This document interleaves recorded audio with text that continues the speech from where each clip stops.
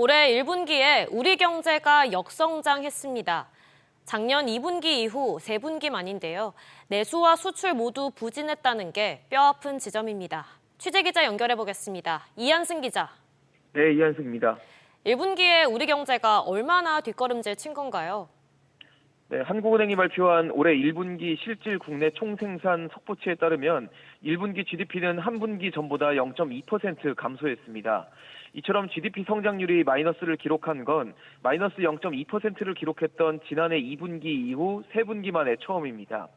이는 한은이 지난 2월 제시했던 0.2% 성장 전망을 크게 밑돈 수치기도 합니다.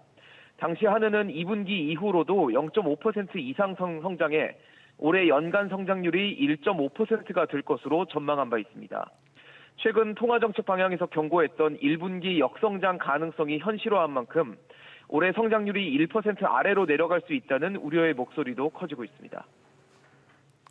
그런데 수치도 충격이지만 내용이 더 문제 아닙니까? 네, 맞습니다. 내수를 구성하는 한 축인 민간 소비는 서비스 소비 부진으로 0.1% 감소하면서 지난해 2분기 이후 3분기 만에 감소로 돌아섰고요. 건설 투자와 설비 투자도 나란히 마이너스를 기록했습니다. 건설 투자는 4분기 연속 마이너스였고 설비 투자는 감소폭이 2021년 3분기 이후 3년 반 만에 가장 컸습니다.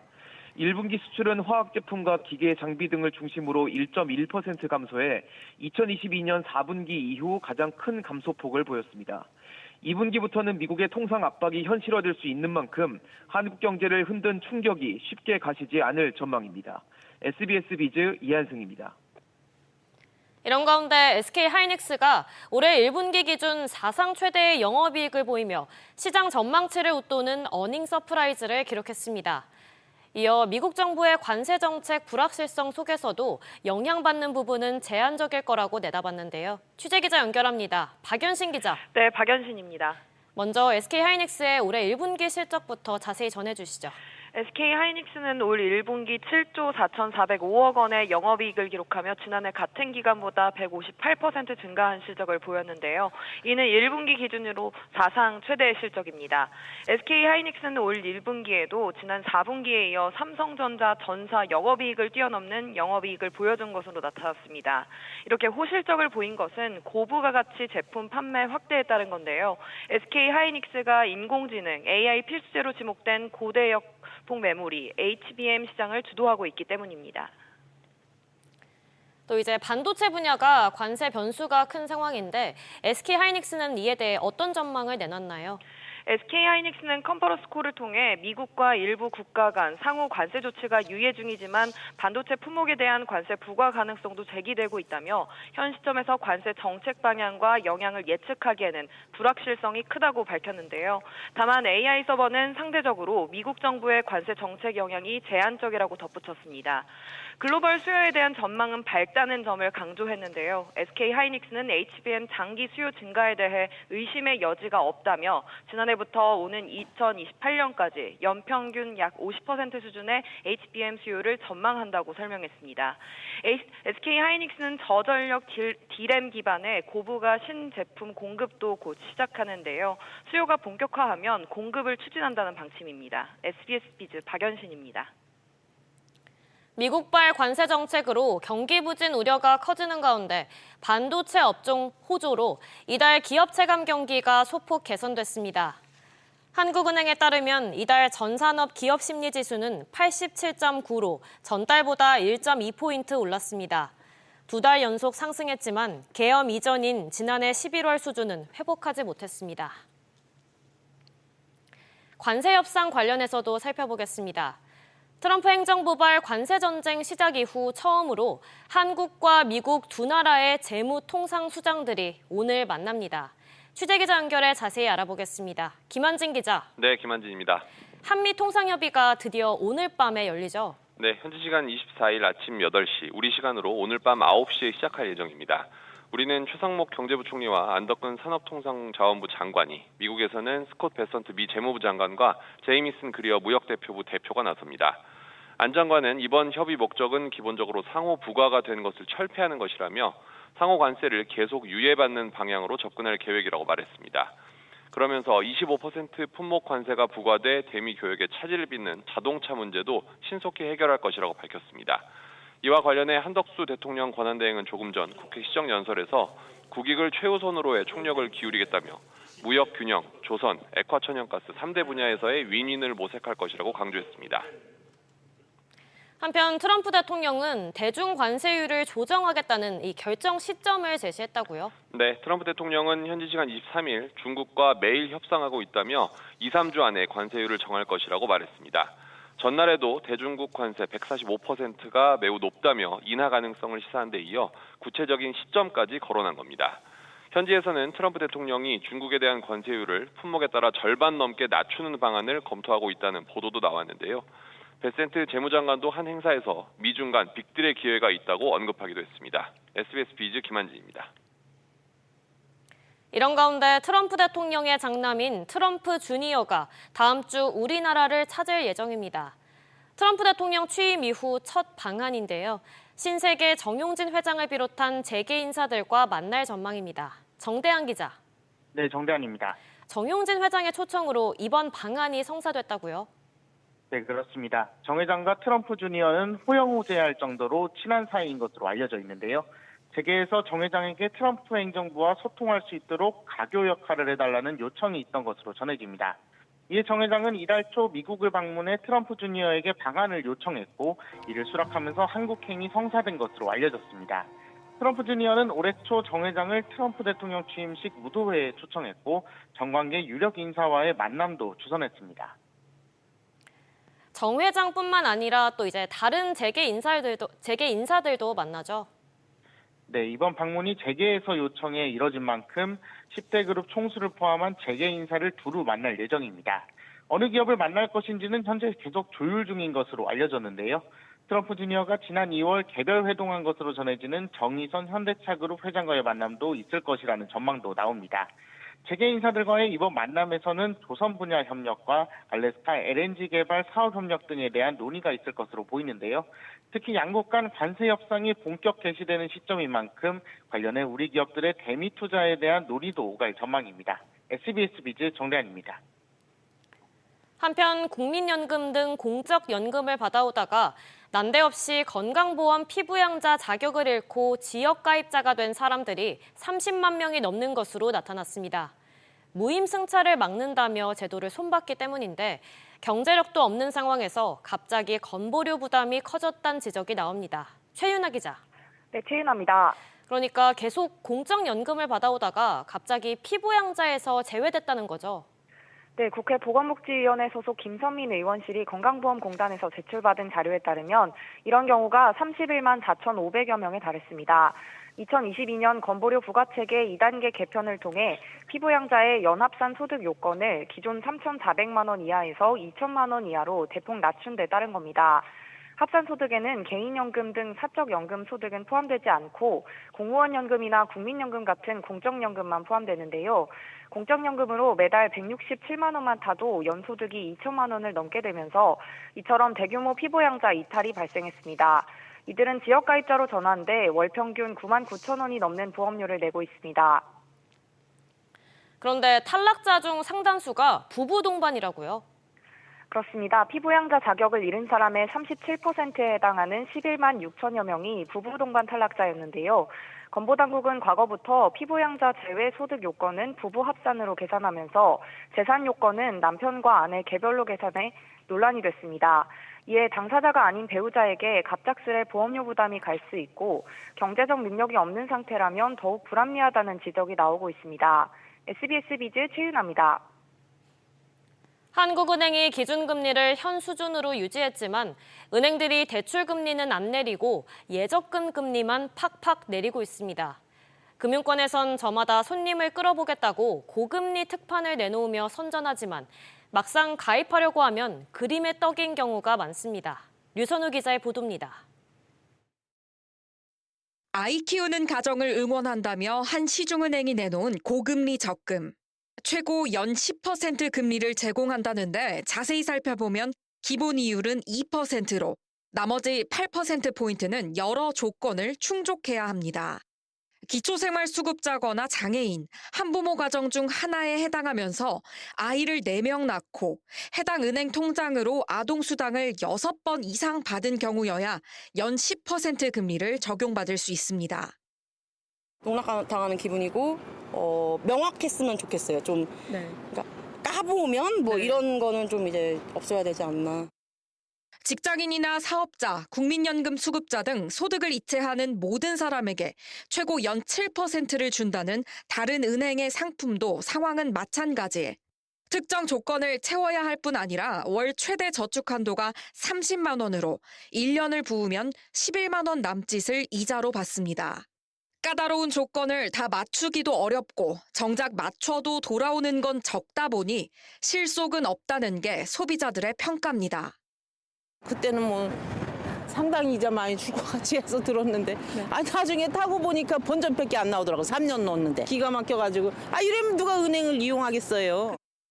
기준금리가 내려도 은행들이 대출금리는 소폭, 수신금리는 대폭 내리면서 은행권 예대금리 차는 연일 확대 일로를 걷고 있습니다.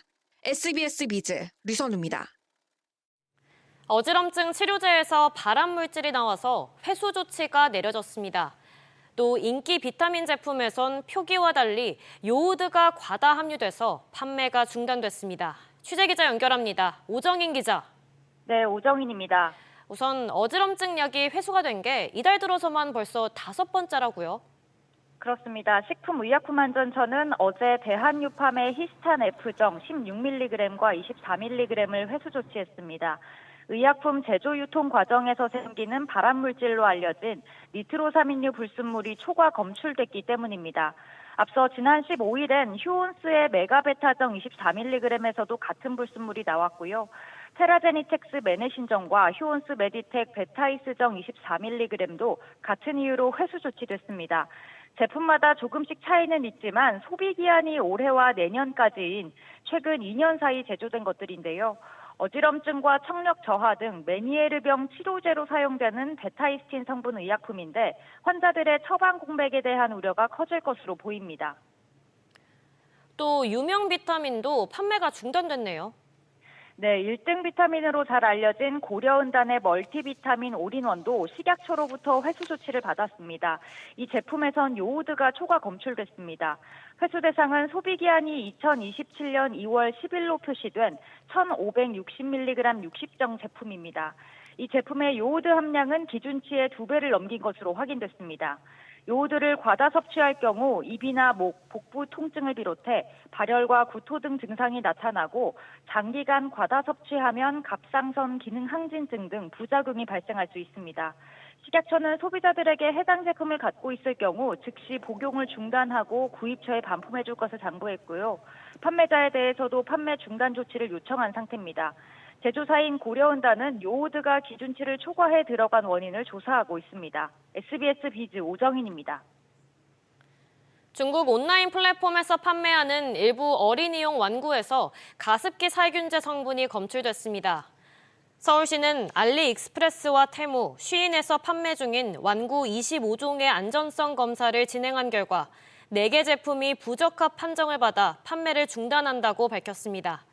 어린이 점토 1종에선 국내 사용이 금지된 가습기 살균제 원료 성분이 키링 인형에서는 국내 기준치의 280배 가까이에 해당하는 내분비계 장애물질이 나왔습니다. 다음 소식입니다. 국내 최대 규모의 정보통신기술 전시회 2025 월드 IT쇼가 오늘 개막했습니다. 참가 기업들은 인공지능과 디지털 기술로 달라질 일상을 방문객들에게 대거 선보였습니다. 조슬기 기자. 네, 조슬기입니다. 월드 IT쇼 행사장 분위기가 어떤가요?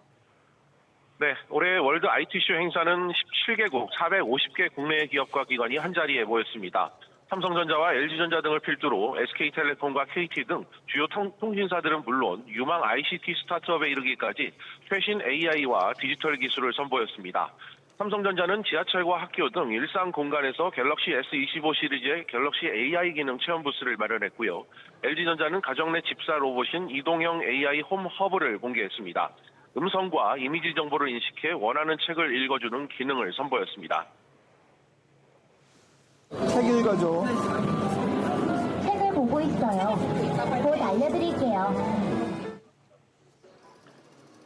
네, LG전자는 또 AI 가전과 사물 인터넷 기기를 차량과 결합한 콘셉트카인 이 슈필라움도 전시했습니다.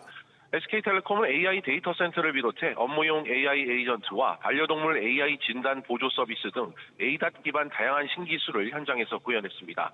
또 SK하이닉스의 최신 고대역폭 메모리 D램인 HBM3E와 차세대 메모리인 CXL 등 AI 반도체도 전시했습니다.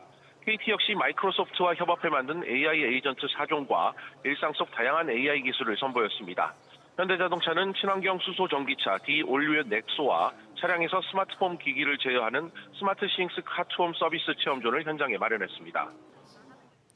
또 참가 기업들의 수출 상담도 이루어진다고요? 맞습니다. 국내 기업들의 수출을 돕기 위해 글로벌 ICT 바이어 초청 수출 상담회가 오늘과 내일 이틀간 진행됩니다. 올해는 12개국 45개사 바이어가 참석해 사전 매칭된 국내 기업 150개사와 700여 건의 수출 상담을 진행할 예정입니다. 이 밖에도 AI가 가져올 변화될 사회 또 비즈니스 서비스 혁신 등 폭넓은 주제를 다룰 컨퍼런스 등이 행사 기간 내내 진행됩니다. SBS 비즈 조슬기입니다. 공정거래위원회가 유진건설 산업을 검찰에 고발하기로 결정했습니다. 하청업체에 하도급 대금을 지급하라는 공정위의 시정명령을 따르지 않아서인데요. 최지수 기자. 네, 최지수입니다. 공정거래위원회가 강경 대응에 나섰네요. 네, 그렇습니다. 공정위는 하도급 대금 지급 명령을 불이행한 주 유진건설산업과 그 회사 대표를 검찰에 고발한다고 밝혔습니다. 전주시 소재 유진건설산업은 하청업체에 하도급 대금 일부를 지급하지 않아 앞서 공정위가 조사에 나섰었는데요. 2022년 6월 A 하청업체와 전북 삼봉지구 4개 블럭의 신축 근린생활시설 내장 공사에 대한 계약을 맺었습니다. 하지만 2022년과 2023년에 걸쳐 하도급 대금을 지불하지 않았습니다. 따라서 공정위는 지난해 7월 유진건설 산업에 대금 8,936만 원과 이 금액에 대한 지연이자를 지급하라는 시정명령을 부과했습니다. 그런데 유진건설 산업이 하도급 대금을 여전히 지급하지 않고 있다고요? 그렇습니다. 지난해 공정위가 3차례에 걸쳐 이행 독촉 공문을 보냈음에도 불구하고 유진건설산업은 여전히 수급사업자의 하도급 대금을 주지 않고 있습니다. 따라서 공정위가 시정명령을 이행하지 않는 유진건설산업의 행위가 부적절하다고 판단하고 검찰 고발이라는 강경 대응에 나선 겁니다. 하도급거래 공정화법 제30조와 32조에 따르면 시정 조치를 따르지 않은 자는 공정위가 고발 조치할 수 있습니다. 공정위는 앞으로도 시정명령 이행을 회피하고 영세 하청업체에 대금을 지급하지 않는 사업자들에 대해 형사처벌까지 이루어질 수 있도록 엄정 대응할 방침입니다. SBS 비즈 최지수입니다.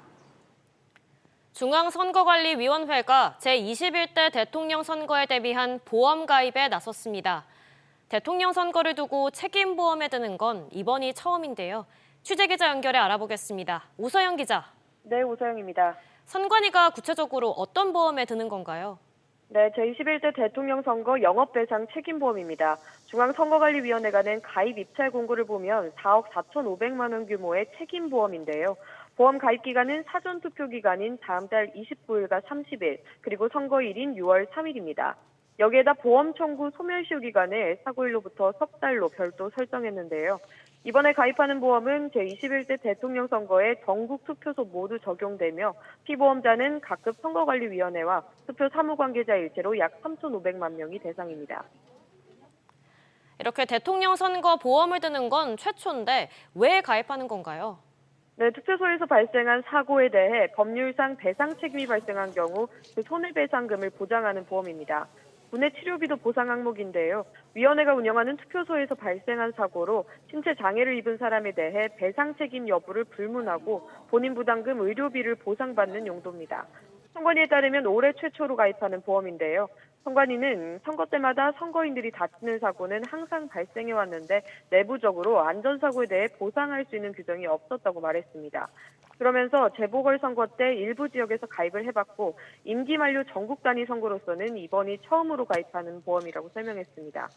21대 대통령 선거 보험을 담당할 보험사는 다음 달 2일 개찰 시 확정될 전망입니다. SBS 비즈 오서영입니다. 하나은행에서 74억 원대 부당대출 금융사고가 발생해 금융감독원이 검사에 들어갔습니다. 하나은행은 지난 2021년부터 지난해까지 한 직원이 가짜 서류로 과도한 대출을 내줬다고 밝혔습니다. 이 직원은 또 이 과정에서 금품을 받고 사적으로 자신의 돈을 빌려준 점 등도 확인돼 조치를 취했다고 하나은행은 설명했습니다. 하나은행은 앞서 지난 14일에도 외부인에 의한 사기로 350억 원 규모의 금융사고가 발생한 바 있습니다. 해킹 사고가 발생했던 SK텔레콤의 온라인 고객센터 서버가 폭주했습니다. SK텔레콤은 어제 전 고객을 대상으로 유심보호 서비스 가입 권장 메시지를 보냈고 가입하려는 이용자가 많이 몰리면서 T월드 고객센터가 마비됐다고 밝혔습니다. 현재 유심 안심 기능을 적용하려면 로밍 서비스를 해지해야 하는 기술적 제한이 있어 이용자들이 대기해야 했는데 SK텔레콤은 상반기 중 유심 보호 서비스를 가입한 상태에서도 로밍 서비스를 이용할 수 있도록 조치할 예정입니다. 기업 회생 절차를 밟고 있는 홈플러스가 구조조정 특화 사모펀드 큐리어스 플러스로부터 600억 원 규모의 대출을 받습니다. 서울회생법원이 어제 홈플러스가 신청한 DIP금융을 허가했습니다. DIP금융은 변제 순위에 우선권을 부여해 운영자금 확보를 돕는 절차로 이자율 연 10%고 만기 3년인 이번 차입에는 김병주 MBK 파트너스 회장과 김광일 MBK 부회장이 연대보증을 섭니다. 회생법원은 연대보증인들이 향후 연대보증 채무를 이행한다고 하더라도 채무자 회사에 대한 구상권을 포기할 예정인 만큼 채무자 회사에 불리한 상황은 없다고 설명했습니다.